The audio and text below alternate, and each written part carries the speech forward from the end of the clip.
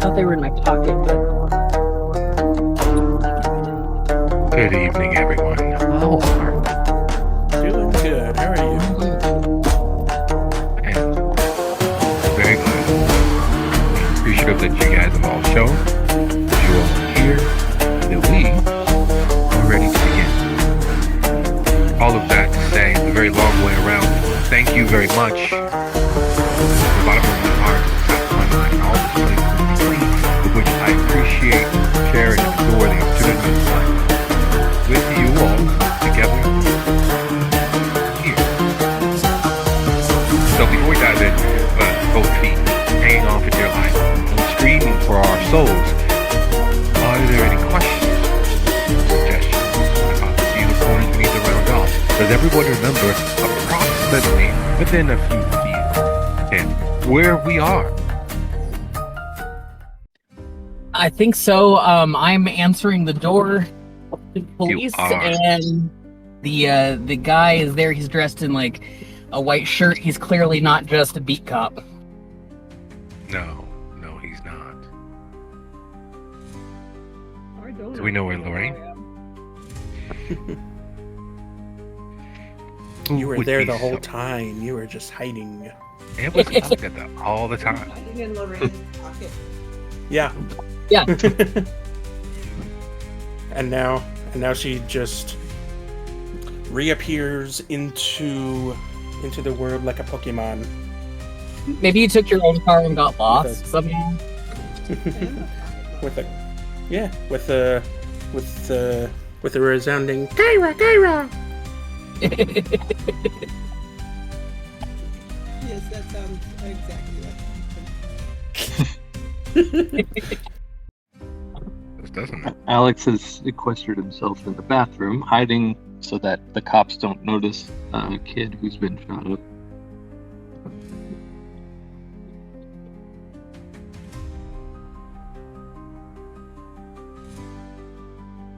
Zim, Devin, Fortune, where are we? I am slinking into the shadows, watching the door. Fortune has hid into whatever conveniently placed room/closet is in her vicinity that she can fit into. My retainer was directed to hide all of you.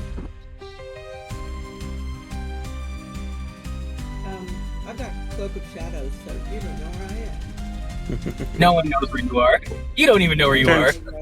It turns out that's what you were doing the whole time. I spent the entire last game using Unseen Passage, and it's still on. You're like, screw these people. I don't actually want to participate in the conversation. I guess Devin is playing. Books. Yeah, I guess Devin is playing babysitter for the two high bitches that were on the back of her bike. She's checking on Alex, kind of keeping him quiet. Even if that means hand over the mouth, she's checking on both of them, kind of just like, shh, it's okay. Just wait till the cops are gone. We'll figure this whole fucking thing out. But don't ever do that shit again. Okay. So let's tend to a little bit of upkeep so that we have a perception as to where and how badly or greatly injured everyone is. Whether that be it physically, emotionally, or just their sobriety. Wholly devastated by what has occurred. To simplify things, Kyra has been there in the apartment waiting for Devin, Fortune, and Alex to return. She, while not paying too much attention to what was actually taking place with Zim and Lorraine in the kitchen and the spaces they're in, is there on the premises. As far as Alex and Fortune, because the damage they received was largely cinematic, but let's give it a scale and a scope.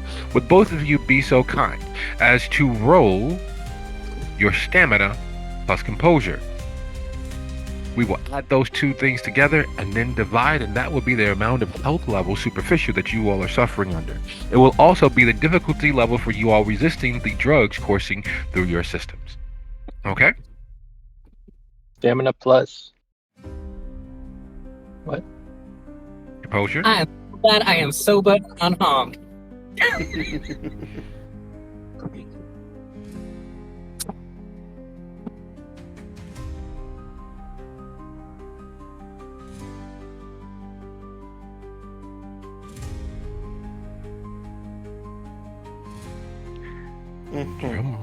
Drum roll, please. Yo, come Well. on. I can spend willpower, right? How I get a bestial failure twice? Oh no. At least, Alex willed himself out of his. Well, now. That is. Huh.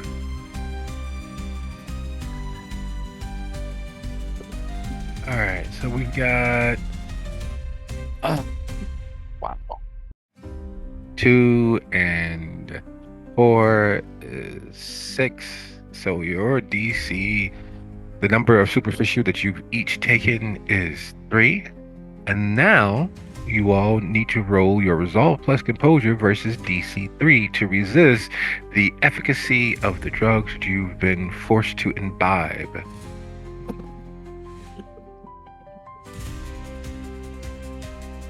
Resolve plus composure. Yes.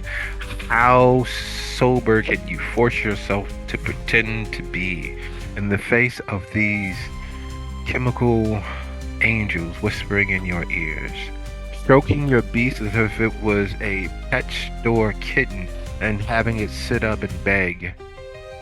How sober can you be in the face of things you all have not experienced? Because here's the thing, as a dead thing, none of the normal physiological responses to any chemical narcotics is ever effective if consumed directly. You could be shot up, you could be forced onto an IV, there is no way that any drug that hits you, your system, has any effects at all. You literally can drink the entire contents of a liquor store. You can empty the entire contents of your local neighborhood pharmacy, street level pharmacy dealer, and be perfectly sober of mind and emotion. The only way for such things to affect you is once it's already hit the bloodstream of your victim. And yet,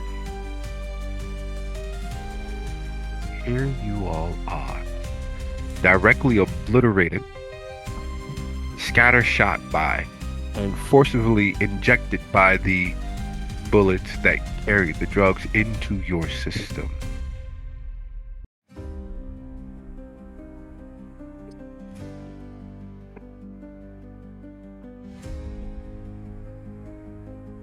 So, Fortune is not only high, but just can see sounds and hear colors. High. Yes, if she yes. If she can hold on to her sobriety, yes, exactly that. Otherwise, she is able to hear the choir between each breath of the police officer at the door.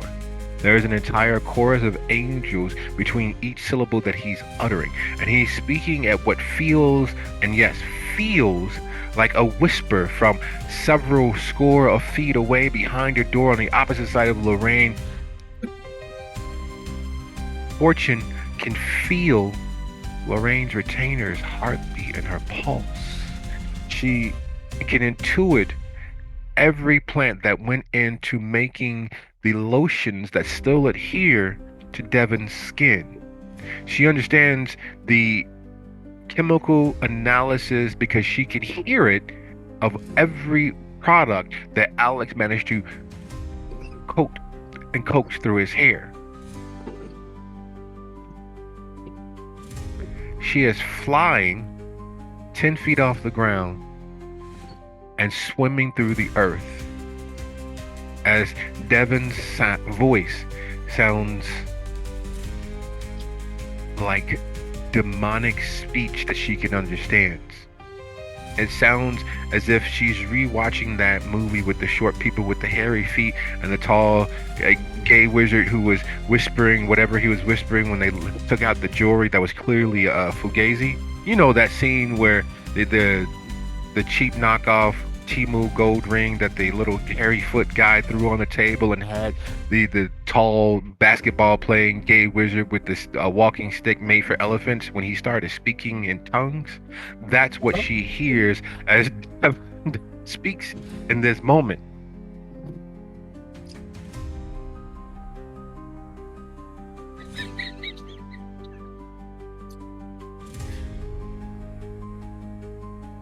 And to add the silver lining in all of this dark cloud of her altered state, she knows that what she's experiencing is impossible. She was always a teetotaler in life, didn't you do for that wildness and altering herself, taking onto herself and her sober mind was important to her, but she understood that upon death, none of those things could actually affect her. None of what she is experiencing in this moment is within the realm of possibility. She's officially gone, not just to the back of beyond, but she's gone on a world tour on the opposite side of everything that is logical for her in this moment. Alex, it is equally as disconcerting, but luckily for Alex, he was not a teetotaler in life and has had a few experiences and understands what, you can't fight the trip. You don't escape the trip by fighting against it, by struggling against invisible Herculean monsters of your imagination. The only thing to do is to make friends with them so that they'll have you chill on the couch with a nice bucket of popcorn, a favorite movie that involves no one that you will ever see in Hollywood ever, and ride the wave. To don't dog paddle, don't tread water, simply float, and things will be considerably far easier, to the point where it's actually survivable. You were there when your good buddy Chad and all of her girlfriends took that bad peyote and ended up streaking the campus, stealing everyone else's left sock. Went on for 3 days, but it was all in good fun. You know that a bad trip only gets worse when you try to muscle it into control. And so you're able to crest the wave and enjoy the mellow feel of all the bright red that Devin is wearing. It feels, you'd expect red to feel warm, but there's a cool strength to it. It feels as if you are in the middle of the Atlantic Ocean and the party yacht is several score of strokes away, and you'll get there eventually, but you're not too concerned about it, because if you get thirsty, you can just drink the ocean dry.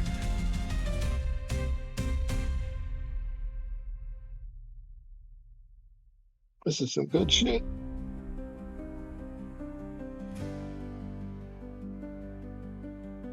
With that, as our writing, the fat completely and totally on fire, the fecundity of life as an immortal monster having properly introduced itself to all of the fan blades, of all of the fans, of all of the places around the world. Standing at your door, Lorraine, which is a rarity. During your living days, of course, you pull one or two heist, Hans, and various enterprises over on the local constabulary. Upon your death, it is literally a death sentence being arrested, so it's not worth the hassle, it's not worth the risk. And yet, all the same, standing at your door, Lieutenant, the white shirt, the not beat officer, Captain Raymond Beckett. Delightful. So, at this point, rather than letting the lieutenant into her home, Lorraine steps outside and closes the door behind her. She does this in a very casual way. It doesn't seem like it's necessarily intentional. She is wearing concern on her face as she looks up at the officer, and she asks him, Sir, I've been hearing a lot of weird things in the neighborhood this evening.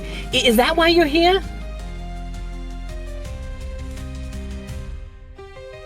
I don't know how to answer that. Normally, this would be a very easy thing. I happen to be in the neighborhood, but I had every intention on visiting you, Miss Caputo. Seems as if your services are needed. Hold on, there is literally a cop behind me. Hold on. All right. Like, goddamn, traffic's not moving for him. Okay, it has nothing to do with me. There it goes. Game got a little too real there for a second. It did. I looked up. There is red and blue lights. Anyways, you're here for me, sir? Yes. This is a real prickly consideration. And he looks left and right, making sure you all are alone. Making sure I'm home? No, he looks left and right, checks his shoulders, checks his six, make sure that you two are in this space alone and unnoticed. Lorraine watches him do this, kind of looking at him a little suspicious. She looks right and left as well. And, sir, I would love to help you. Can you tell me what's going on? I would prefer if we spoke in a more private situation. This is a little sensitive, you understand. And I know that you are retired, but your services come at such a high repute that I am loath to be anywhere, and yet here I am. To put it plainly, there's a sensitive matter that I am sure that only if anyone can assist, it would be you. And just so happened that also while I was making my way here, that there was a heist of some sort. There's an all points bulletin for and I'm sure you haven't seen anybody of the sort, but a tall Caucasian youth, glasses, dark eyes, dark hair, wearing a hoodie of some sort. You understand how the kids wear them these days. Probably a gangbanger, but I don't think you would associate with anybody like that. He's also supposedly the funny thing is, he's supposedly in the company of two black Charlie's Angels. Tight leather, guns, swords, leaping off rooftops. You know, long hair like from back in the 70s. Well, sir, that's all too exciting for me. I tell you, I have been in all evening. Now, you are welcome to step inside. We'll go straight over to my little foyer. So Lorraine at this point does open her door. She steps inside with the police officer, and she steers him for the little towards the little foyer that they had previously been having a conversation in. This is away from that main hallway. You're welcome to have a seat, sir. Hopefully it won't be that long. This is really, it's a little embarrassing as an officer of the law, but I have to. And as he begins to regale his tale to you, Kyra, you come from a very long line of people who give two shits about the police, except for how to avoid them, how to make them look foolish, and how to avoid them. You smell officiousness in your space, and it causes you to have hives. The utterance and the flashing of a badge makes you, even during your living days, recoil like the stereotypical vampire from the late 60s and early 70s with the full.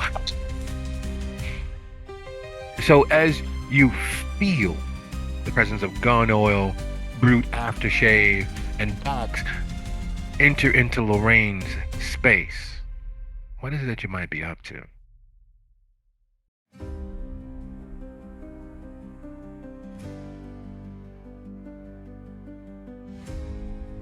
Well,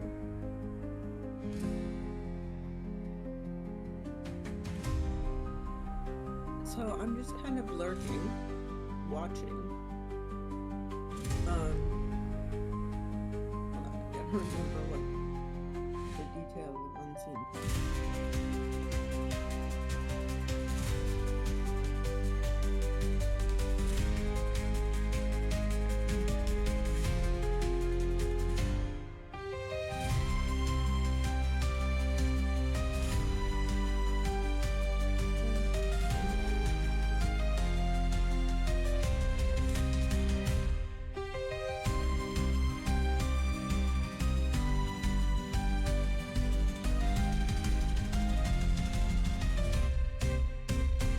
Let's see.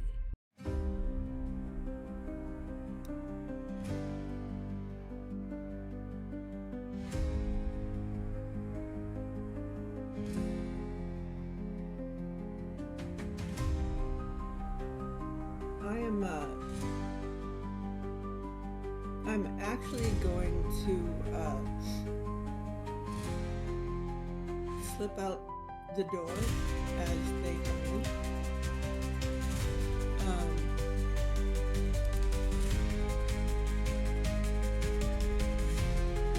And I want to, as I go past him, I want to pickpocket his keys.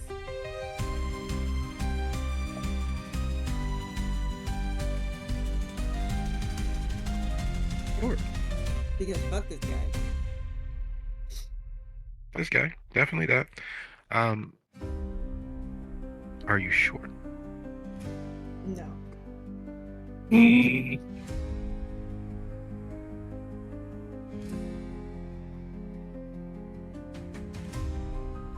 There's no pressure. You can do as you wish. I just want to make sure that this is the course of action that we would like to take. Zim is lurking in the shadows right now, not moving a muscle, but doing everything he can to make eye contact with Kyra and just send her a very silent message. Just wait. Does he have sense unseen? I am functionally invisible if you don't. Okay, alright. Ignore me then. Hoo! Hoo-de-hoo! Alright, so I will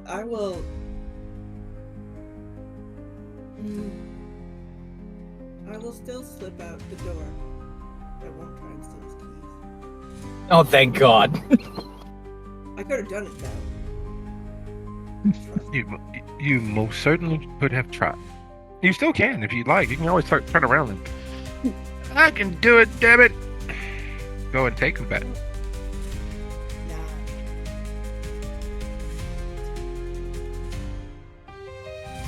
So where is it that Kyra didn't seem to head off to?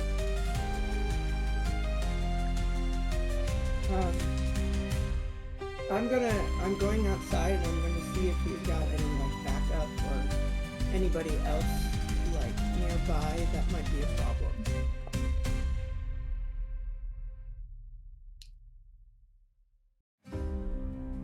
Okay, fair enough. You're going to canvass the area to keep an eye on things? Yeah. So, as a quick description, to put us all on the same approximate page, have you all seen what happens when a medium crime area is beset by sirens? So there's just a shit ton of people out watching? There are. The reason for that is because this is a medium crime area.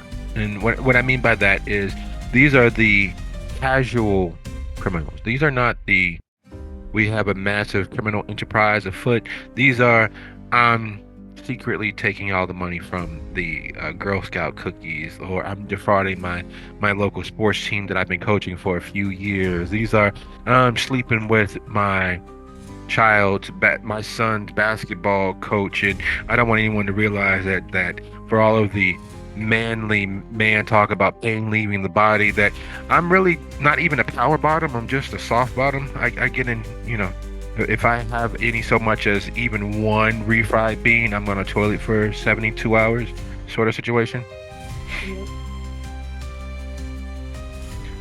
So people who are invested in their property values, and they look for nothing more than to eventually be promoted to the secretary of their local HOA. The people that are in everyone else's business, because if they're in everybody else's business, no one can be in theirs. At least that's the plan. At least that's the standard operating procedure of these things.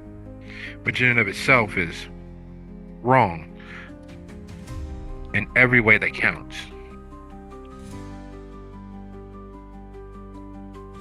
And yet they do it anyway. Never quite figured that out. So as you're taking the stairs, because the stairwell door is open, but only because the stairwell door is open, then you are a spiritual person, not a religious person. It means that you know that there are powers infernal in this world and the next. You know that while you extol and you present this jaded image of yourself and all of this other BS, the truth of the matter is you know that there are powers infernal. You know that there are hosts and choirs and all sorts of things out there in the night. You try to be brave about it. You try not to let everybody know that it's actually there. Part of what you do is to assuage your own care and concern when it comes to such things. Part of it. So you are sensitive to the comings and goings of, we're not going to say problems, but we're going to say problems. And there's a force, a feeling, a gravity that leaves you the moment that Lorraine's door closes. It's like living next door to a tiger. You get accustomed to its behavior, so while everyone else immediately freaks out, you live next door to a tiger. It's like, yeah. We just don't go outside until after he's had his evening meal. Reasonable. And with that weight lightly lifted from you, with that feeling of something's changed, something is not the same, is there anything at all that you might be considering doing or having done to you? No. I'm watching the scene with Lorraine and the captain, and if I'm still in the shadows, remaining absolutely, completely still, not making any unnecessary noise by heavily sighing, not making any unnecessary motions by rolling my eyes or anything like that, because if Zim knows anything about Lorraine, he knows exactly where this is going. Lorraine's bedroom. This is where this is going. Bum, bum, ba-da, bum, bum, ba-da.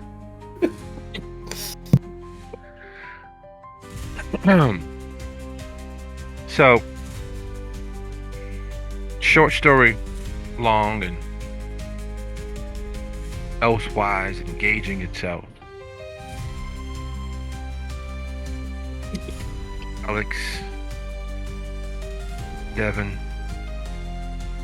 Fortune, is there anything afoot, amiss, or in consideration for you in the moment?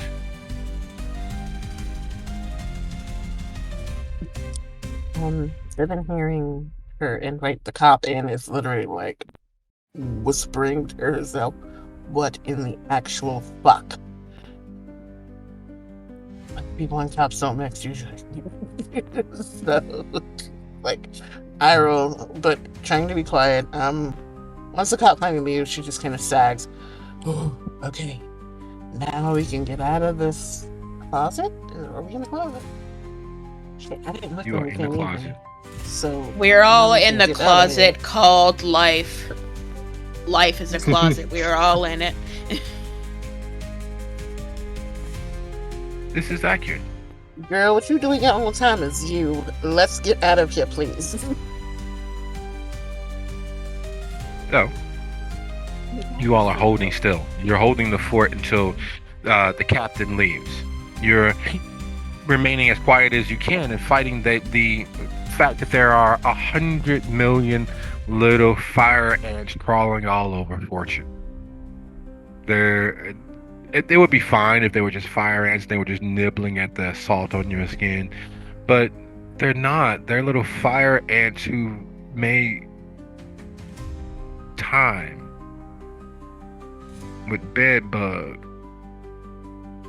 who've had their belly burst, and so as they nibble and slide and slither in all of the minute ways that such things do, you can feel each of their 6 appendages as they climb you as if you are Mount Everest, Fortune, crawling into places that no being should ever have the sensation of things crawling. It is as if the microscopic hairs in your ear have come alive and they're singing and dancing inside your ear canal. It's as if every freckle has decided to move the very long way around from one arm to the next. It is as if every hair follicle has chosen that one moment to get up, stretch, and walk around the neighborhood.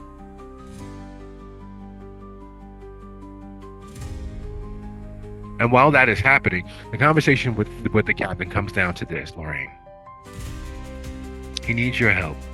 He has a friend that was kicked off the force or left the force, and it's all hush-hush, and no one's talking about it. And normally he really wouldn't care. Detective Voss was a good cop, but good cops are a dime a dozen. At least they used to be. Presently, 90% of the force here in Hollywood are new recruits hired within the last 6 to 10 years. All of them suspiciously similar in behavior and mannerism. All of them suspiciously operating with 2 pagers. And you know, pagers went out of style back in the 90s. And yet all of these fresh boot recruits, we literally don't have enough senior officers. And it started right around the time when Detective Voss left the force. I hate to be a conspiracy theorist, I hate to think, but you dealt with possessions. You dealt with dolls that came to life. You dealt with mirrors that allowed you to see into other worlds. Now, Mr. Buddha, I normally wouldn't be here, and I normally don't give you any credence whatsoever. And yet, with that new sewer revitalization, I saw with my own eyes. No, that's giving you too much, and it's gonna seem like it's a lie. I don't want that to happen. I want you to understand that I'm telling you the truth when I tell you this. One of my hobbies, the things that I do, I build model monorails, not just trains, not just locomotives from the 1800s and the early 1900s. I build model speed rails. And part of that, and understanding how those are designed and how they're built, is recognizing parts that go into it. monorails typically are kept above ground because of the speed, the velocity, the heat that builds up, and it ricocheting off of the hull of the monorail can cause malfunctions, and you can't have a malfunction on a vehicle traveling at over 180 miles an hour unless there are special tunnel bolstering tubes that have been created. These, unlike the normal subway train, aren't built with a drill that drills out and builds in behind it. These are built separately and then flown to where they're needed and then installed because they're so pinpoint accurate and they can hold up so much weight and they absorb the sound, effectively making so that the monorail doesn't have the natural defects that would come from traveling at such high speed underground. They're extraordinarily expensive. They are literally hundreds of millions of dollars. Hence the reason why it's not done on a large scale. I saw these being moved into Hollywood 2 months ago. I tried following them and I was held up by my own officers. They gave all sorts of excuses and needed my help with this and that, but I could swear they were acting to purposely keep me from finding out where those sections of tunnel were headed off to. It's like they're all possessed, like someone or something has reached into these fresh boot recruits and reprogrammed them. And I need backup, I need help, and I need my friend Voss. And I need you to help me with this. I need you to find what's possessing them. I need you to locate Detective Voss, and I need you to do this. Can you do this for me, Lorraine? Well, darling, you think that, is there anything else to indicate that they might be possessed? Because just having pages, well, that could be criminal connections, couldn't it? No. I've already beat the bushes on that account. I've had moles and CIs in most of the actual functionally half-brain organizations around the city for years. They're not connected to any of them. Most of the criminal organizations, they use Signal and Google worksheets, data sheets, whatever they're called, to talk to each other so they're untraceable. A few still use Snapchat, but we've caught on and they're able to find them before they're able to expire. There's still one or two folks who are using Facebook Marketplace, but we're on to them as well. And these officers are too young to even know those old tricks. Have you noticed any kind of like strange symbols painted anywhere on their bodies, tattooed? Anything in their work areas? Any animal blood? Yeah, a lot of them are into, believe this, they're into that old 70s cartoon Mystery Inc. Scooby-Doo Adventures or something like a pup named Scooby-Doo or whatever it is. I heard them talking about getting together to watch Mystery Inc. together, and like they're young enough that they're watching cartoons. Huh. What a strange series of events. And you said that Detective Voss, he's disappeared? Yeah, he left the force, and it's been hard to keep a hold of him or keep in contact with him. And you haven't been able to get in touch with him? No, I've been trying for the last several months. Interesting. Well, darling, I would love to help you. I need some more information. Take your yes. Tell me whatever you need. Here's my number. Here, take my number. I'll be at your disposal as best as I'm able. Thank you. Just let me know how I can stop this possession, these body snatchers from taking over the rest of the force. Honey, do you go to church? Not as much as I should. I think you should try. I think that going to church is the first step that you personally should take. I think you should say some prayers and get good with the Lord, and that will help protect you from getting possessed.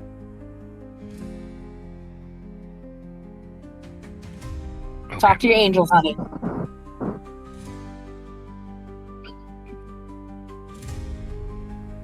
Now, yes, write down all your information. write down all your information, and I will call you tomorrow night. I need to do some research. I need to reach out to some people. I need to find out what's going on in the background before I get back in touch with you.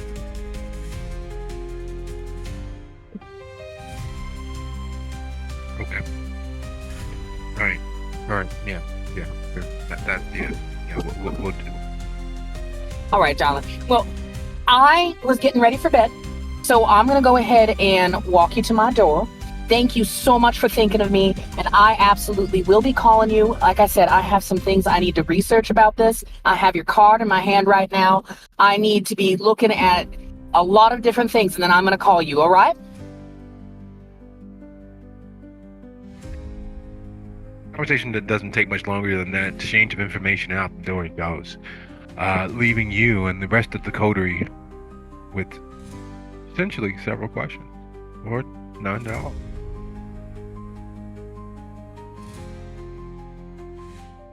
So, has he left at this point? Yes. So after she shoos the detective out the door, the captain, she locks the door and waits for him to leave. As soon as she sees that cruiser leave, assuming it does, she's gonna call out to the rest of the coterie and ask them to come back down.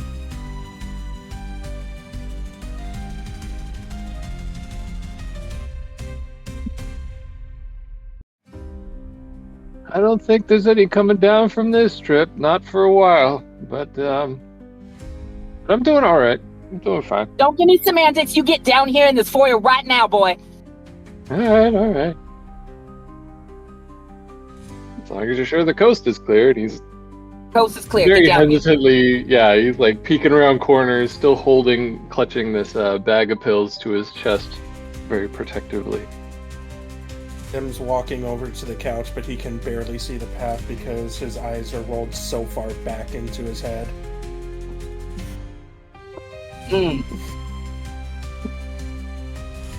Fortune kind of There's stumbles like a over, flesh in the kitchen.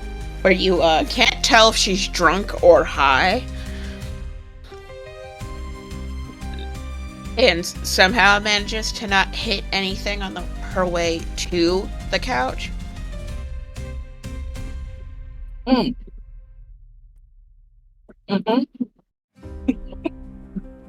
Lorraine is waiting. Can I accidentally knock over a vase and blame it on Fortune?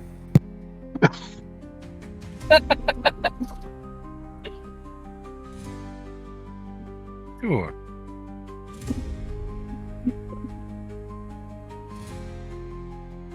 You so guys go ahead and roll your performance and stealth, or persuasion and stealth, to which Lorraine will roll versus with a +1. I unfortunately am driving, so I'm not able to roll. No worries. We can take a quick gander and have someone and roll for you. See how effective you are. Okay, so you said stealth plus persuasion or performance? Yes. Okay.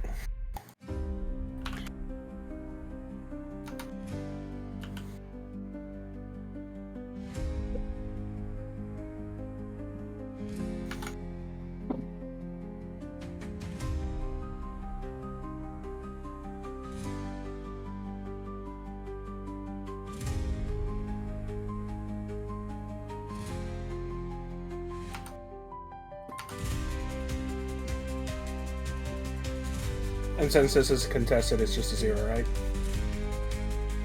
Yes. Yes. Let's go with that. Brother.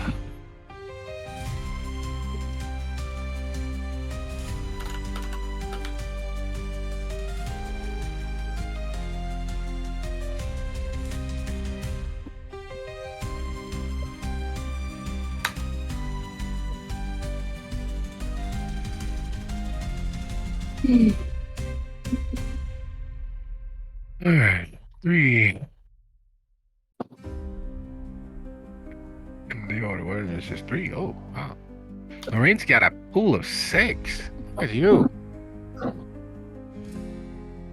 right, let's see what do we got. What does fate decide for you all in this particular case? So Lorraine needs 3. God damn it. Sorry. Roll. Do. 6. Hunger. 1. Yes.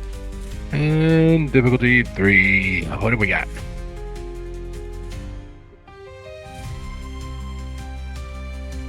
Lorraine, you watch as Zim very stealthily, like something off of that TV show you loved, Leverage, Fulcrum, or whatever it was called, with the thief, the blonde-haired thief that would go gallivanting and hopping all over walls, climbing through tunnels.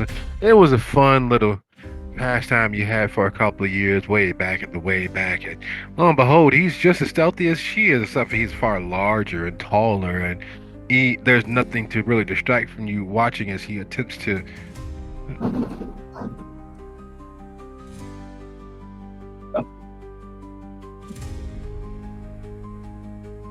Did you like that vase? Sure. So there you are. You watch as Fortune sits and the vase crashes, and Zim smooths himself back out as if nothing at all happened. And, well, I haven't watched it happen.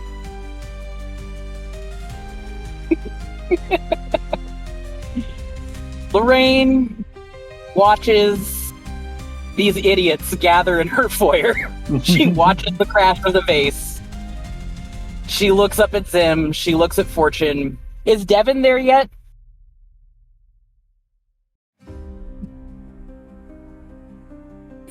Devin I know Alex was, like, came down. ushering them. Devin was ushering them out of the closet area. All right. So she's probably bringing up the rear. As these fumbling idiots gather in her foyer and break her vase, Lorraine looks at all of them. Recreationally breathes. She breathes out a very gusty sigh. Excuse me, I need your attention for one moment. I have one question. When did I become y'all's mother?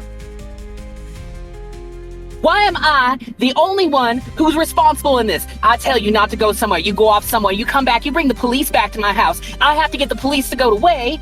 And now you're breaking my things. You're high. I can see that you're high.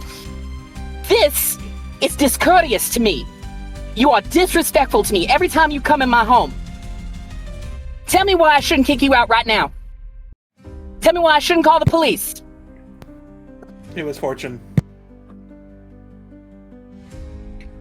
Because then you wouldn't get the information that we have for you that we got while we were away before we fucking got shot at because of that idiot. She points to Alex. Then I better hear that information right now. I'm really sorry. I didn't mean to. Can we calm your tits just a little bit, though, please? No. I think I'm well within my right to have excited tits.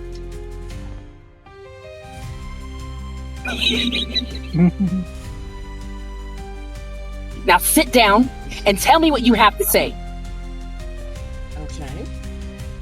Devin normally doesn't take orders from anybody because Devin is Devin, but if it will keep things calm, she will, in fact. Rain is spitting and she got excited tits. It's just like, okay, whatever, you know what? Wouldn't want you to have a, like, aneurysm or anything, so let me just sit down. I pray to God I do have an aneurysm and take me out of this situation.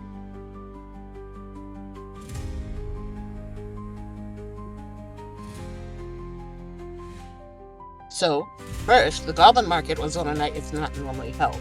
They were rushing things to put it together ahead of what I assume is supposed to be this big fucking party tomorrow, because there were a lot of people that are normally not at the market that were at the market.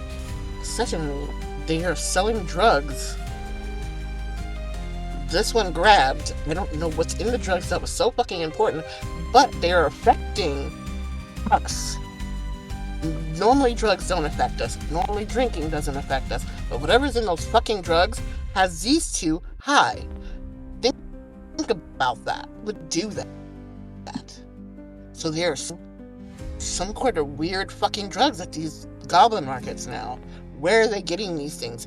Where are they getting the means to create and have just that much that they're able to sell it en masse like this? That's another fucking thing we didn't know about. My personal connect, they tried to fucking assassinate her. We had to save her. There's like basically gang warfare fucking going on right now on a level we didn't realize. And it's all tied back into our fucking community because most of the people at the Goblin Market aren't necessarily all kindred. There's fucking humans there. And for this much violence to pop off in a place that can't be masquerade hidden or any of that shit, what does that tell you? It just is way bigger than we thought it was. So we have to keep all this in mind when we go to this fucking party tomorrow, that it's not just us, it's overlapping in fucking levels and drugs and fucking blood trade probably involved in it. I saw some of my blood trade connects.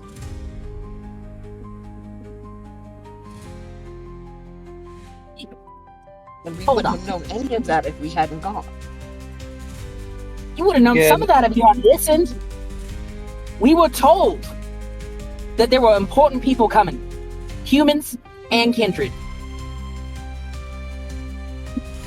Look at the people we were talking to. Of course it's important. But we wouldn't have known that the drugs have kindred vitae in it.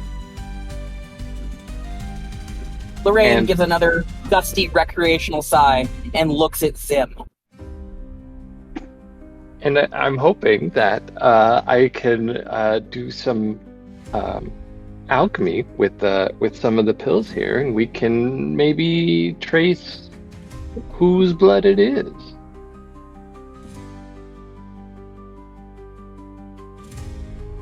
Because if there's a kindred, not really. If I stand up straight, I'll hit my head on the sun.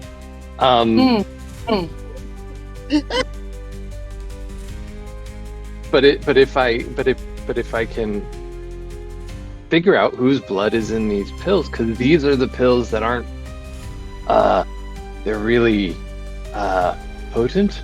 We could say they're a masquerade breach, or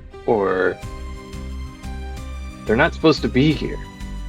And so if whoever is putting their blood in the drugs is also at the party tomorrow night that isn't supposed to be happening, there's a connection.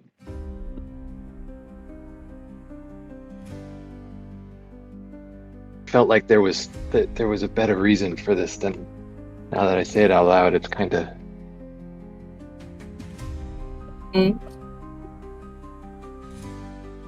No, go on. Tell me about how you're going to hit your head on the sun again. It's right there. I know you can't see it because it's an invisible sun, but I can see it. An invisible sun. With the pills. With the pills, yep. So you think that someone is putting their blood, the vitae, into the pills at this quantity? Well, I know they are. In quantity, there's a lot. This goblin market's overflowing with these pills. You think it's one individual putting their blood in pills? I mean, I don't know. It could be a lot of people mixing their blood together, but at least you get something. I'm hoping. Then will you show the boy what you have under my sink? Oh, you mean Cecilia? Is that what you named it? Yeah. Fine, I am fine, never honey. gonna Go get get rid of it. Cecilia. Let's introduce everyone to Cecilia. We got a dog. Sure, honey, it's a dog. And speaking of pets, kept living things that are typically usually cared for, in the average situation, they're at least treated as well as the persons or people in the group, in the family, normally. That differs when it comes to kindred. So as you're prowling the streets, leaving Lorraine and Devin, misfortune behind. As you watch the police hustle and bustle, as you watch the local mid-level innocent criminals of Lorraine's fairly wealthy enclave, it is with all due surprise, Kyra, find one of your former associates, a really out there premier artist. By really out there, he is so new he squeaks. He is so ahead of the curve already. You haven't quite pinned down how long dead he is, but you got a feeling that it is fairly recent, considering that all of his associates, many of whom you've robbed, nothing at gunpoint or baseball point or knife point or the like, but you managed to free them of things they didn't realize they needed or wanted until after you've already made a profit off of them. There's something about people who have more money than they have common sense. They keep valuable things on their persons, in their vehicles, locked in safes that are easy to get inside of fairly often. So, finding Tristan in his neighborhood in the midst of all of the hoopla that happened, all of the gunfire, all of the police chases, all of the noise and sound is odd, but also not. He always looked like he had money. The people he associated with, the fact that he was selling paintings laden with kindred vitae and was creating all of these pseudo supernatural think pieces and art pieces was, it brought in people with money, so you really didn't mind. You didn't mind making friends and associations with him. This is not one of those moments where you didn't mind. Because with all of the trouble, with all the police, it's a bit odd. And yet there he is, exiting a bungalow about a block and a half from Lorraine. It's one of the bungalows that sells for easily $2.5 million, even though it's probably missing basic amenities like a separate room. It's probably an open floor plan, big beautiful windows, a large view of skyline. It's definitely going to have a master suite, which they stopped calling them master suites because of the connotations of them, but it's an old enough bungalow that you're sure that it has a master suite, an in-suite bathroom, several half baths throughout the house, because they're easier to put in. All you need is a drain line. Really, you don't have to worry about the toilet because you're only putting in a half bath usually. So anyway, he's heading into that bungalow about a half block from Lorraine's. What do you do?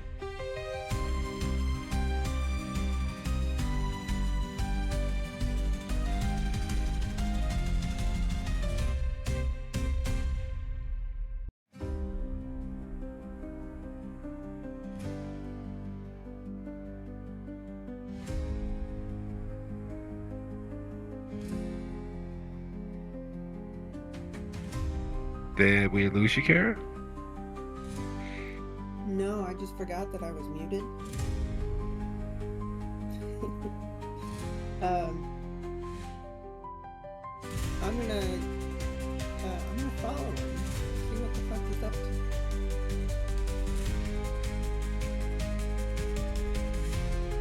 You know a drug deal when you see one. Of course, with Kindred, it very rarely is ever drugs. But you know a drug deal when you see one.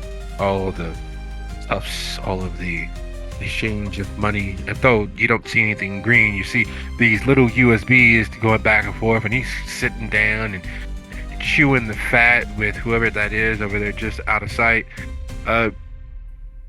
From the street, having hopped over the fence and being completely not on the public thoroughfare, there's only so much you can see. You'd either have to get inside or get close enough that you might actually trigger notice.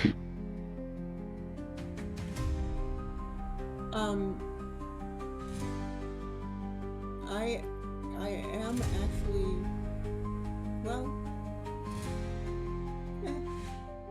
I'm invisible as far as I know, so I'm gonna get real close.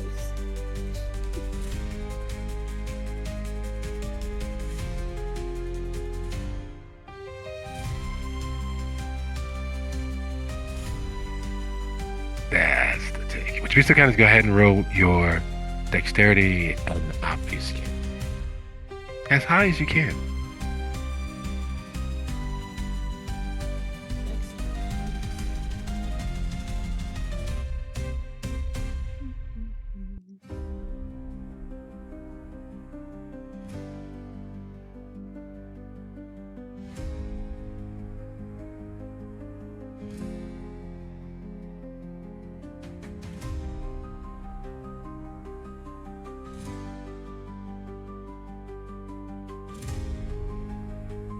There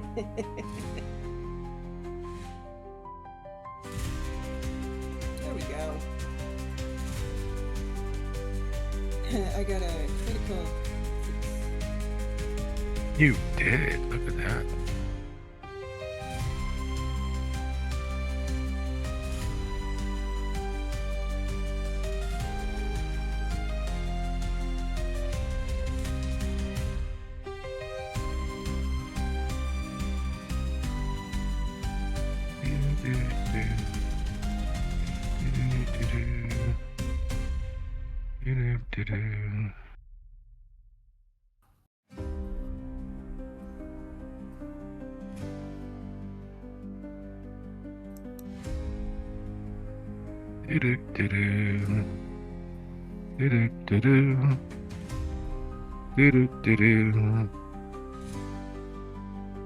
Tristan looks at the window as you get there, and he pauses and frowns, and then goes back to talking to who he's talking to.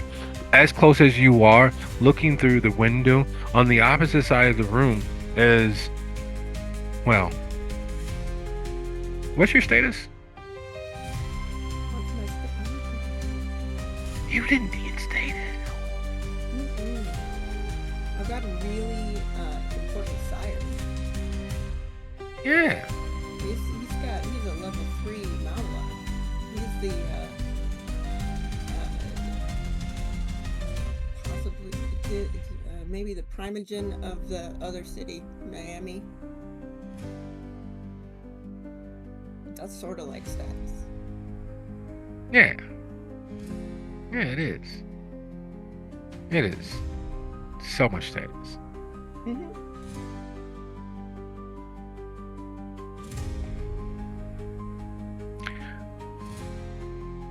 The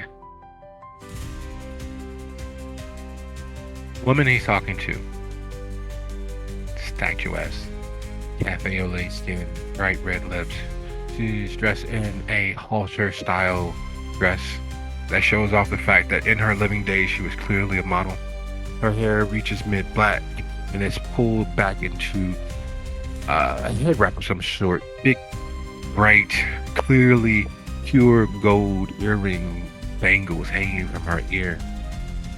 And as they have a conversation and complete their deal, there is a smirk that falls over her face as she glances towards the window and back to Tristan. And from the glass, because you can't hear exactly what they're saying because, well, you know, people aren't yelling. And while the glass does transmit sound, you don't have that capability technologically on you presently. So you're lip reading and gauging what's going on and trying to understand exactly what it is that you're snooping and seeing. And that smirk, that little smirk, causes something at the back of your mind to sit up and take notice. Because there's no way that she could physically see you. Is there? You look down to see if your hands are there, and they're not. You look down to make sure that, you know, maybe it's just not your hands that you can't see, but yeah, you can't see your legs. And yet, that smirk, that horrible, knowing, secret smirk. You're sure she can't be smirking for you. At you. There's no way that could happen, right? I look behind me. Clearly somebody else that she's smirking at. No. This $100 million little bungalow in the wealthy part of town Lots of sight lines and open views. Lots of daylight to come in and come out. It's almost, if not for the foliage on the inside of the fence blocking view, it'd be almost like the home of a perfect voyeur. Right? Yeah, that's a good approximation of it. As a criminal, not that it doesn't mean that you're a bad guy, but just as a criminal, someone who makes their daily, nightly bread by doing things that are considered illegal. What is the most common piece of technology outside of a cell phone?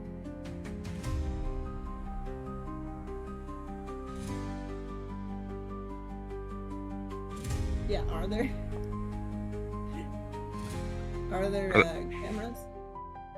Oh, yes. Yes, there are. Well, then I'm gonna wait. And I'm gonna leave.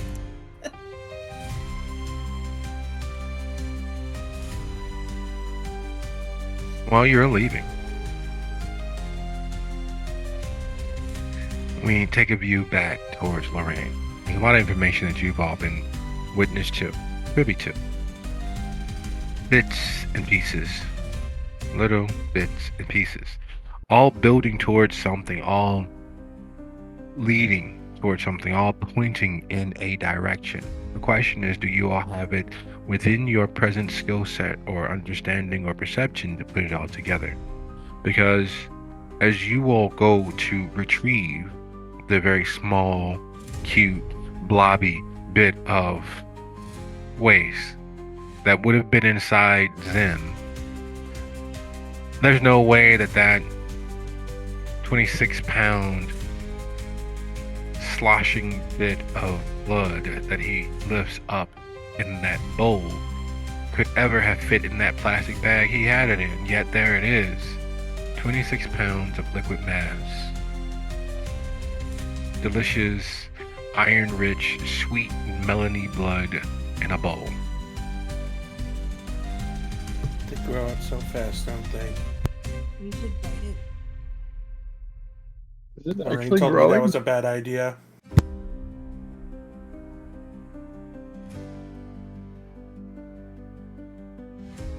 Lorraine scowls at this thing.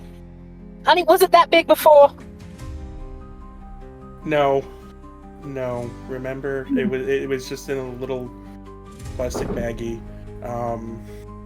What do you keep in these bowls? Can you cut the shit for a moment? Look, I'm sorry. I'm just, none of this shit makes any sense, and I'm trying to make sense of it. Okay, all right. It makes sense. I agree with you. I'm the only one in this room who doesn't do anything recreationally, apparently, so there's nothing in my bowls. Nothing but home cooking. Okay, so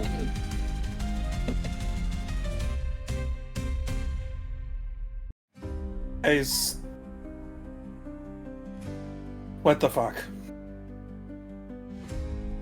Storyteller, I just realized I have a point in science, but my specialty is chemistry. Would that help us out at all? If you can get it underneath a microscope. But base knowledge, there are ways to cause blood volume to increase. Nothing that makes sense for where you are right now. If what you're smelling, and it is 100% Vitae. It is 100% kindred powered blood. Blood becomes Vitae when it enters in the kindred system, and there's some transmogrification of it inside of the kindred body. Otherwise, it is exactly blood. It's a little sweeter. It has more of a melon tint to it, but there's still same levels of iron and sucrose, and it's blood. Yet it's blood plus the fact that it's been inside of a kindred. Normally, the efficacy of it dwindles over time. It gets cooler. Not that it's not cold to begin with, but it gets cooler. Its supernatural properties diminish the longer it is outside of your body. And yet, here is 26 pounds of blood contained by this huge salad bowl that would look at home on a picnic table somewhere in Tempe. Also, I should note, I saw it moving earlier. Mm-hmm. I thought I was just. I thought I was still high, but Lorraine saw it too. Mm-hmm. I certainly did. But did you though? Is there any proof of that? I saw it. Joint experience? Witness testimony? I don't know.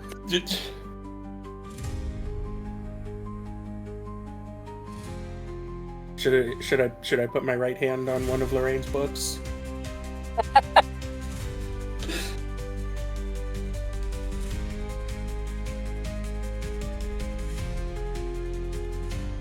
You guys are sure that somehow in moving it that Zim, because Zim doesn't look all that strong. Let's just be perfectly honest. Zim looks like the sort that looks only healthy because he's so thin. He has such a high natural metabolism. Doesn't look like the sort that would punch through walls or lift any iron. So you're sure that the effort of getting out from underneath the sink and then raising it to the counter or the tabletop where he placed it caused it to shift. And with 26 pounds of blood, yeah, there's going to be some movement. And it takes a while for that movement, that pendulous swing to calm, to still. So that's to be expected, isn't it? No, it was not 26 pounds when I saw it move. We saw it move when it was flat on a counter. We were talking about it, and it reacted to us. I don't want to believe it either. Curiosity.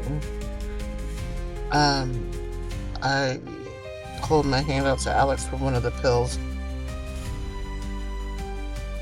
He fishes into the bag and pulls one out and whispers under his breath, 26. Look, if we figure something out, this will be worth it. Devin is pretty strong, so she is going to very carefully step closer to the thing, crush the pill in between her fingers, and sprinkle it over the blob to see what happens. So, crushing the pill. We're still going to go ahead and roll your stamina and composure. Ooh, just skin contact.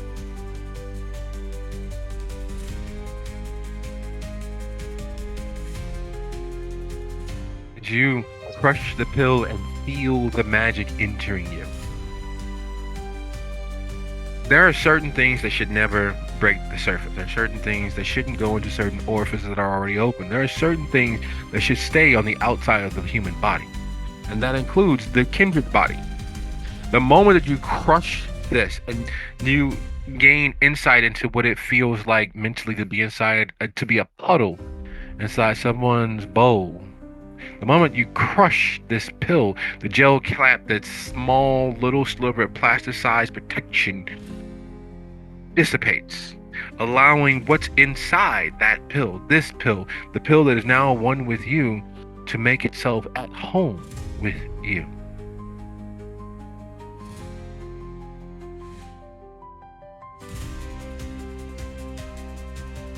So, as the whites of your eyes flitter and flutter as you resist or don't the effects of this, it is 32 after the hour. Let's take a quick 10. We'll be back here at 42. Time. Hello. Am I the last one back? Haven't heard from Devin yet. No, I've been here. Ah, okay. All right. So,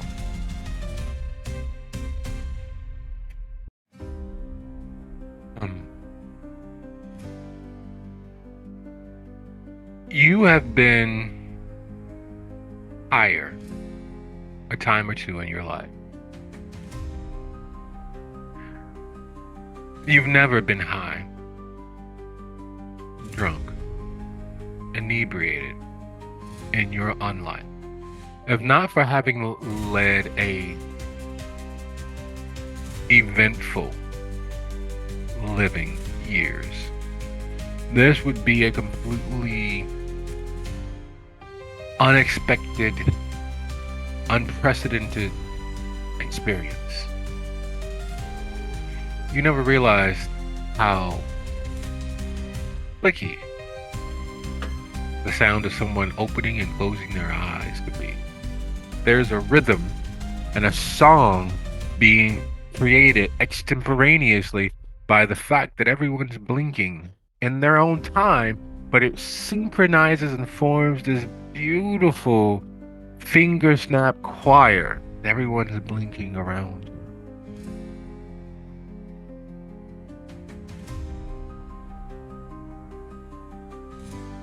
Float begins. You bubble and pop and fizz like soda, gently shaken. What is it that you are doing or saying? Is the efficacy of whatever this is begins to take hold.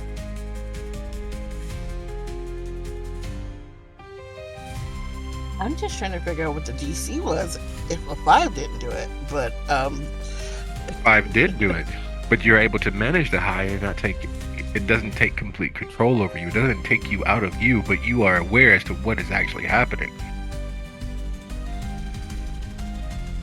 that does help. Devin's like, so we're aware.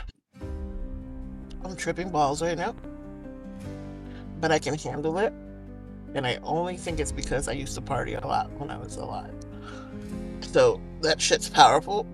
Just so you know, be careful with it. But then I'm looking at the blood thing to see what happens.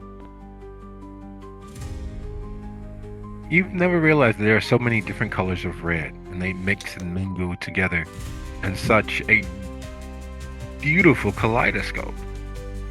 And you know, in your heart of hearts, that if you were to put your face into all of that red, that you'd be back home, that you'd be safe.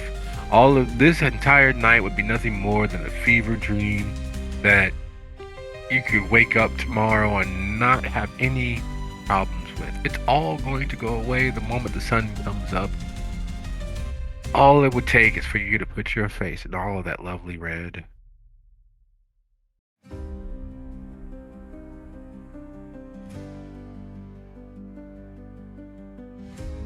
I'm not gonna lie, y'all. It looks like fucking yummy jello. And I kinda love bite it.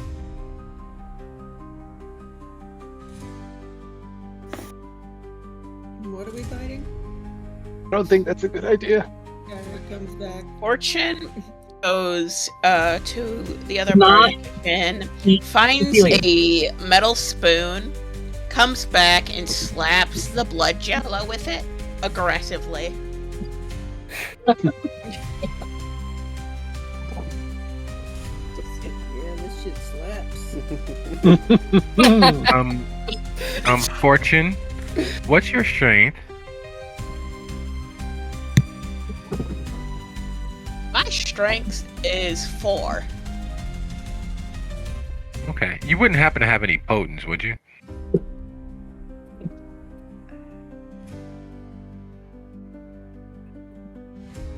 Where do I find that? Is Under your it in disciplines. Under my what? Disciplines. Your magic. Yes, my potence is 3. Whew. All right. So, I know you're getting gas, Lorraine, but I'm back. if you okay, excellent. So you can hear us. So, with Zim having placed the bowl on the table, how close? No, that's a leading question. How far is this table, the center of this table, from the nearest wall? Okay, so this is her kitchen. So I don't think that it's very near to like a wall, but it is near to like where the refrigerator and like the appliances and everything. So because she has a fairly good sized kitchen, she'd want that table to be near where I would guess like her retainer would be cooking. So not near a wall, but near other things. Yes. No. I understand that, but how far is the wall? Like where the table is centered, where the table is, and this bowl is sitting in the table. How far could anyone feasibly be from the table? What's the farthest anyone can be from this table inside the kitchen? See, it's a condo. I would say somewhere around like maybe 8 feet because it's a pretty good sized space. And Lorraine is Lorraine, so she would have like a large space. So I'd say 8 feet would be the max. Oh. All right. That being the case, let's do this. Who has a stamina above 3? Nope. Okay. I don't know right now because I am driving again. Mine is right at 3. Oh, just 3, not above 3. Yeah, Stamina's 1. All right, so no one gets a pass. Would you guys all be so kind as to go ahead and roll your stamina plus composure as the splatter, the bubbling mass of just discarded blood goes flying from this bowl.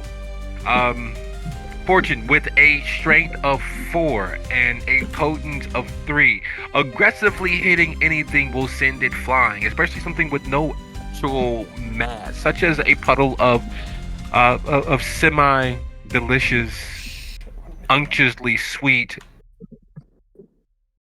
vitae. Boss, would you mind rolling for me? Yeah. There is a splash zone in every water park that most people know to stay away from, unless of course it is that hot and you don't mind taking the backwash of someone else's fun. You all are effectively in the fullness of the splash zone as Fortune beats the hell out of this 26 pounds of vitae. You aren't covered from head to toe, but the droplets sent flying. The splatter sent erupting, touching the ceiling and the far extremities of these walls also hit you all. You all understand what the pureness of kindred vitae tastes like. If any of you had any compunctions against diablerie by proxy, you all are firmly in the opposite camp right now.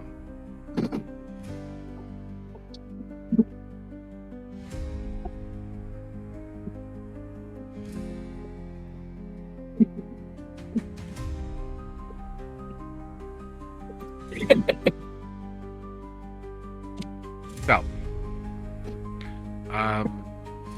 everyone who rolled under 3, don't worry about it. You are back and beyond gone. You're on the far side of reality. There aren't any words to describe what you are experiencing if you failed exceeding the DC of 3. Above DC 3 means that you are aware as to exactly how high you are. And for those of you who have not engaged or indulged in psychotropics, this is a new feeling for you. Wait, did I just get high? God damn it, not again! Here we go. Yes. You only have 4, so let's see, because your half is 2, you'd automatically be on the more increased ends of it. Let's see what that actually means for you in this moment, however.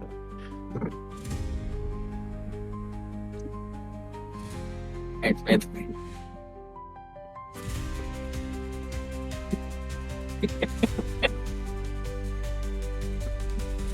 Lorraine, there aren't any words to describe what you're feeling.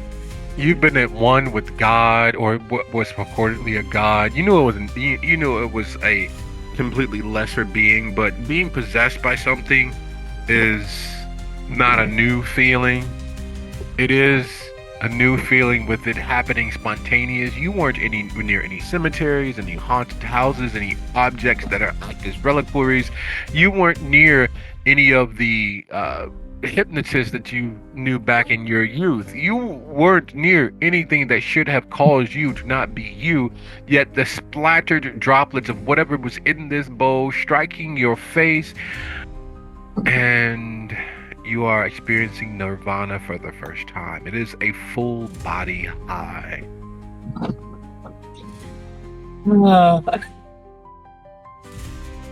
So Lorraine's excited tits are now calmed down. I can say that. She is going to take like a step back from the table and lean herself up against the wall while she's experiencing this nirvana, this connection, this possession. She has a rational side of her mind that is thinking about what the cop said about like people being possessed. But then, of course, she has the other half of her mind that's more interested in leaning into this and giving in to the voice of God that she is now chasing.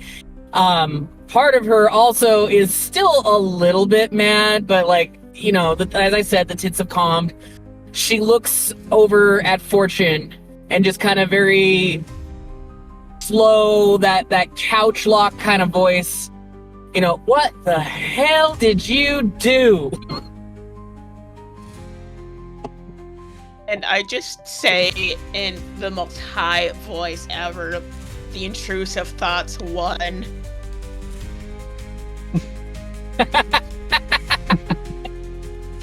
You killed Cecilia!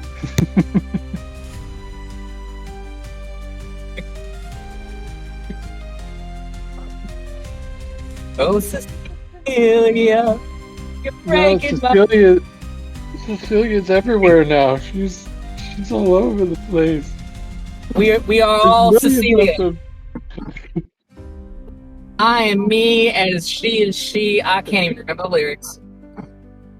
Cuckoo, That's a good cuckoo. point. I am watching the little globlets on the wall to see if they start moving towards each other, if they're reforming, do they grow? What are we doing, little globlets? Speaking to you in a language you have no idea what it actually is. There is a reason to this rhymeless moment. There is a understanding that the more you have, the better you'll feel. There is the very real fact that part of you, that most animalistic part of you that is only concerned about where the next meal is coming from. It doesn't mind or care that the universe is burning out at a rapid rate, as long as it is there to take the last sip of the last thing that exists. It'll be perfectly fine and perfectly happy. And that can be aided, that can be put forth, and that can be assisted by simply taking more of what you already have. Just a little more. Yo. That stuff's great. We should just...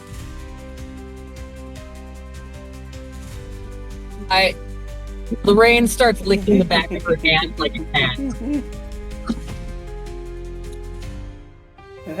I don't know, man. It's like, if you talked to me an hour ago, I would have been all for it, but I don't know. Yeah, what happened an hour ago? I was gonna eat it. It looks so tasty. Dude, man up. Eat the shit. I don't know, man. It's weird. Life is weird. We're fucking monsters. Lean in.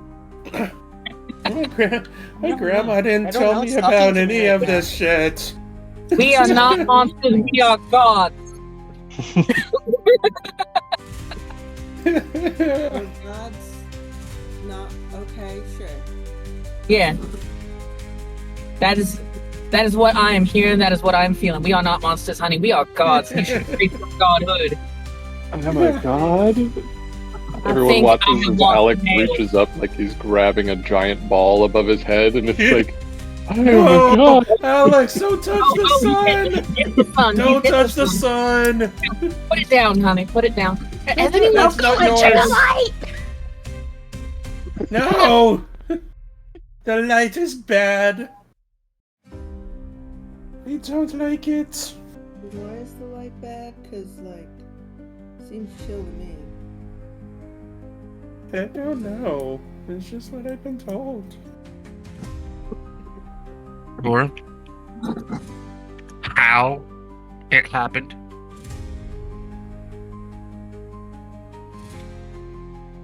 In the matter of simply being, simply floating along, vibing with what this might be, what you might be, what this could be, and all of the states in between, the evening has disappeared. How it happened makes no sense. You literally blinked. You literally just engaged in a conversation that wasn't even actually a full conversation. Each of you know it wasn't a conversation. I was just saying, I was just trying to, and that clock that each of you all had, that self-timed understanding of the celestial movements, starts sounding an alarm. And not the alarm that, you can be sure that you can tap it 3-4 times before you actually have to get out of bed. No, that alarm that rings lets you know you've exhausted all of your snoozes. You are now at this point 100% late. Not just a little late for you, but 100% late. Whatever you were supposed to do, you are late for. You have exhausted every bit of your grace. The snooze option is not an option. You have to get up and get moving. For what? You're not entirely sure, but there's something being as you are, that you were supposed to do or prepare for or something. And yet here you are. I'm sure it's fine. Here's the question. I need each of you all to roll a intelligence and athletics. That's okay. I'll be not ready. Come on, roll for me again. Yes, it very much is. Time is the construct of man. At least that's what we tell ourselves. It's not really a construct of man, but it's as close as we can come to understanding the celestial movements and timing and space of things, because time and space are in fact the same. So if you could figure out a way to cover a distance at the right acceleration, you could in effect move through time, forwards, backwards, sideways, but we can't figure that out. Our heads don't turn enough to figure that out. Our brains don't see around enough corners to figure that out. We can plot our way in 3D, but plotting our way in movement in 6 dimensions is still beyond us, even though we know that that's what it would take. I have a question. I'm so sorry to interrupt. Can my ghoul read time? Yes, and your ghoul also knows when you lose control of yourself and make themselves scarce unless they want to be your meal. Okay. Dang. I was just seeing if maybe she could potentially save us from dying. But yeah, okay. There are windows in that kitchen. Yes, there are. And yes, you all have lost track of time. Time ceased to be.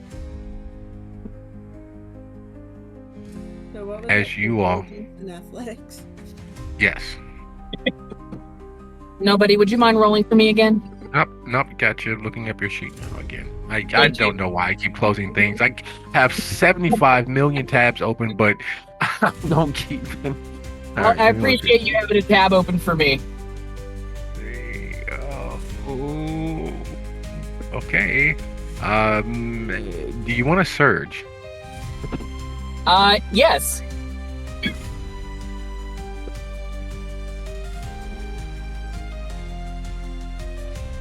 Voice of Martin speaks to me. Yes. Well, here's the reason why I even asked in advance. Lorraine's a very smart character. Doing anything physically is not in their wheelhouse. Yeah.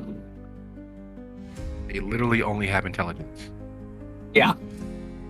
Yeah, that was him too.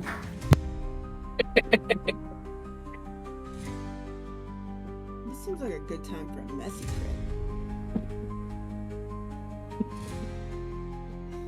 Cecilia, you're breaking my heart. So, Lorraine, you just critted. Good job. Alex was warning us all along about the sun. yes, he was, and But it's so beautiful. You actually want to stop looking at it. unfortunately for you all, here's the thing.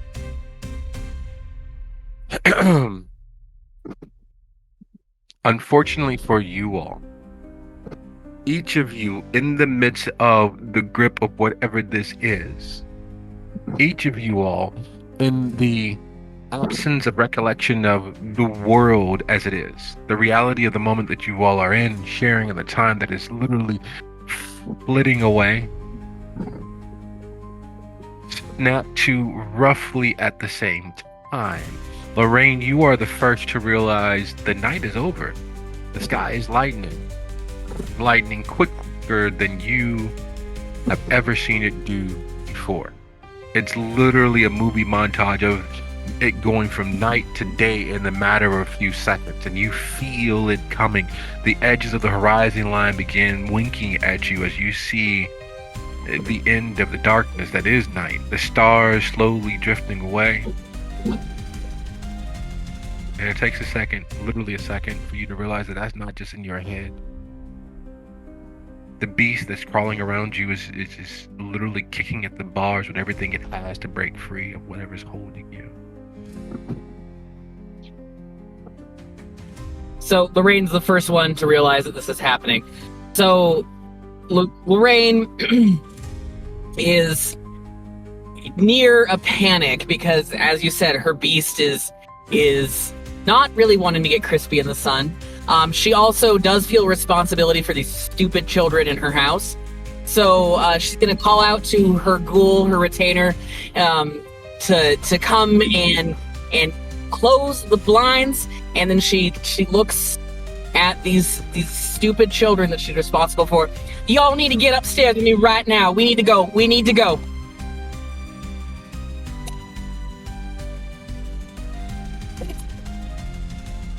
Fortune gets up and has the very much drunk night out, wakes up for work next morning level of, oh shit, and takes off running down a hallway. A random hallway? I went, the closest one, pick a dark room, stay in there. I just like the idea that Lorraine is like, come this way, and she's like, I'm over here. So fun. Don't you think I know where I'm going? Lorraine would watch this happen and just be like, no, you can't fix stupid. Come on, we gotta go upstairs. Trying to get everyone else to go upstairs. She's trying to urge them towards her bedroom because she does have that proofed against the sun. So even if, people end up passing out in the middle of the floor, they won't suffer sun death. Zim, how old were you in 1986? Sorry? How old was I in 1986? Yes. How old was Zim in 1986? Zim was the approximate age of -4. Born in the 90s. So for him, it was 96. As Lorraine is leading you to her bedroom. Now, mind you, Zim doesn't like Lorraine on a emotional level. He also loves Lorraine on an emotional level. And the reason for that was back in 1996, as he was going through his the first few classes to become a choir boy, he helped Father Patrick move a few things into the rectory. Father Patrick showed him around, showed him all of the spaces through the rectory, the kitchen,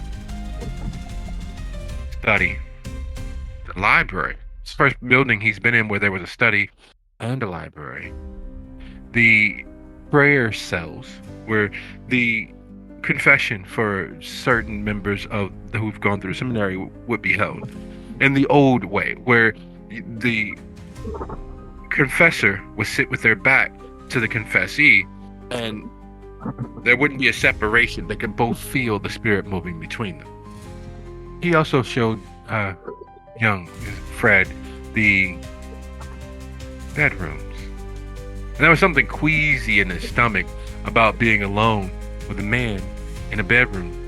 And he stood at the doorway and refused to cross that threshold and refused to go in. His father nearly beat him to death for embarrassing the family, not properly doing his best to help the father. But Zim just knew going into that bedroom just didn't sit right in his soul. And that's exactly what's going through his mind right now as Lorraine is trying to lure him into her bedroom.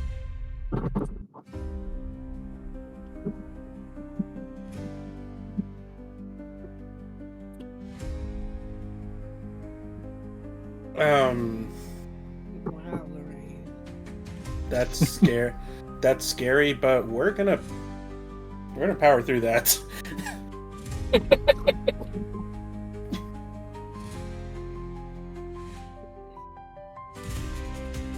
So, Devin, you're the last and still most cognizant in regards to how this has affected you. And watching Also, Fortune. Sorry.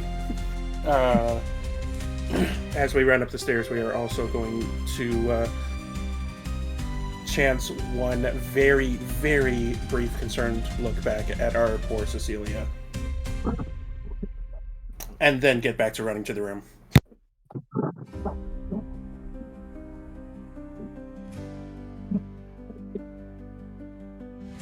Yeah, because here's the thing. None of you all actually cleaned up. No. Oh, clearly not. No? Got distracted. No, you did not. None of you all sought to handle that.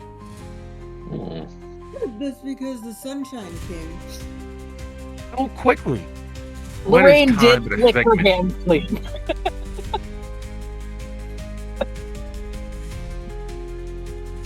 So Also, why would we want to get clean? That's nice. it is, isn't it? Um, All the Devin truth. being mostly aware, or a little bit at least more aware than the others, and the only one that is probably strong as Fortune. When Fortune goes to try to run, she loops her arm around Fortune's waist and drags her back towards where we're going so that they don't lose Fortune.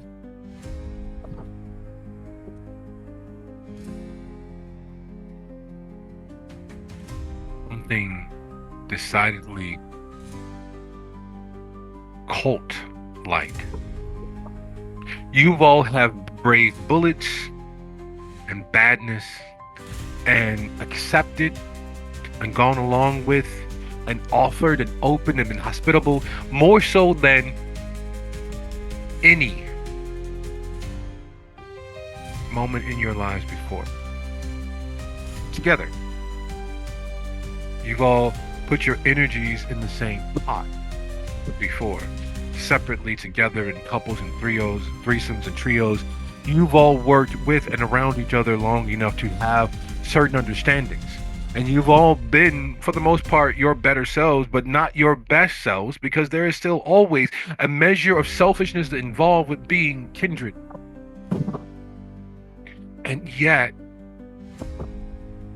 unlike every fear you've faced down, unlike every tough situation you've placed yourself in or been placed in by someone else, unlike every other night of your existence, until tonight, you've never been closer to each other.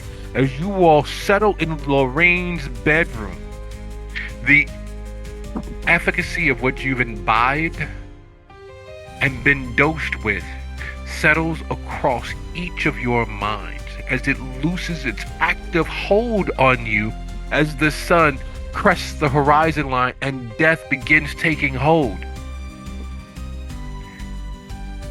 You all know in your heart, your unbeating heart, the fears, hopes, displeasures, annoyances, envies, and passions of every unbreathing soul in this room.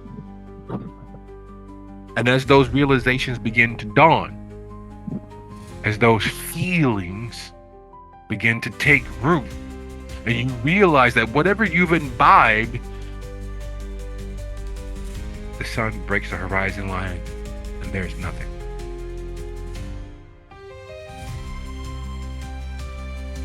In much the same way, I'd like to thank you all for a lovely episode. See you guys next time. Good night, everybody. Good night. Thank you, nobody. Hey, nobody. Good night. Thank you. I feel bad for hollering all you kids. Lorraine has been sitting on that for a week. Wait, so we made